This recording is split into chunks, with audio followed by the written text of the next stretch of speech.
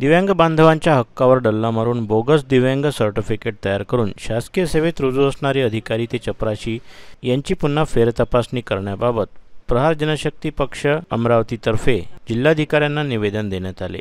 महानगर प्रमुख बंटीभाऊ रामटेके यांच्या नेतृत्वात समस्त दिव्यांग बांधवांनी प्रहार कार्यकर्त्यांच्या माध्यमातून जिल्हाधिकारी कार्यालयाला निवेदन सादर करण्यात आले। सद्यस्थितीतले उदाहरण पाहता बनावटी दिव्यांग सर्टिफिकेट बनवून आयएसची नोकरी मिळवणारी पूजा खेडकर ज्यांची बनावटी सर्टिफिकेट बनवून आयएसची नोकरी मिळवली असे जिल्ह्यात प्रत्येक विभागाला शासकीय विभागात बनावटी सर्टिफिकेट बनवून नोकरी करत आहेत। त्यामुळे जो खरा दिव्यांग आहे तो नोकऱ्यांपासून वंचित राहत आहे। ज्याच्याकडे पैसा आहे आणि बनावटी सर्टिफिकेट आहे तो काहीतरी पावर वापरून बनावटी दिव्यांग सर्टिफिकेट घेऊन शासकीय नोकरी करतो। हा एक प्रकारे दिव्यांग बांधवांवर होणारा अन्याय आहे। शासकीय GR नुसार 2018च्या आधीचे जे सर्टिफिकेट आहेत त्यांची पुन्हा तपासणी करून त्यांना नवीन सर्टिफिकेट द्यावे, पण असं न होता कुठलाच शासकीय सेवेत नोकरी करणारा अधिकारी कर्मचारी पुन्हा सर्टिफिकेट बनवत नाही।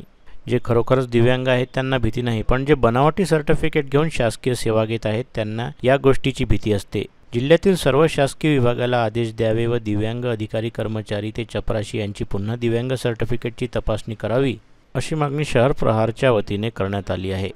पूजा खेडकरांचं जर जे दिव्यांगाचं डुप्लिकेट बोगस प्रमाणपत्र आहे ते जर रद्द झालं नाही, तिला महाराष्ट्रात प्रहार संघटना तिला महाराष्ट्रात घुमू देणार नाही, ही प्रहार संघटनेची मागणी आणि चेतावणी आहे। बोगस दिव्यांगाचे जे शिक्षित युवा आहे त्यांना नोकरी लागत नाही, कारण की जे धनाढ्य आहे त्यांना दिव्यांग बोगस प्रमाणपत्र दलालाच्या माध्यमातून मिळतात आणि ते मोठ्या मोठ्या पदावर चपराशीपासून तर मोठ्या मोठ्या कलेक्टरच्या पदावर दिव्यांगाचे बोगस प्रमाणपत्र बनवून लागत आहे। यासाठी जेही आज दिव्यांग प्रमाणपत्र जेही शासनाने बोगस बनवलेले असन त्याचं पुनर्चाचणी या लवकरात लवकर आमची मागणी आहे की कलेक्टर जिल्हाधिकारीने अमरावती जिल्ह्यात आणि मुख्यमंत्र्यांनी पूर्ण महाराष्ट्रात आदेश द्यावा आणि हे पूर्ण बोगस प्रमाणपत्राची चाचणी व्हावं आणि जे जे बोगस प्रमाणपत्र घेऊन नोकरीवर लागलेले आहे त्यांचा भांडाफोड हा या शासनाच्या कार्यकर्तीत आता लवकरात लवकर झाला पाहिजे, हीच आमची एक मागणी आहे प्रहारतर्फे।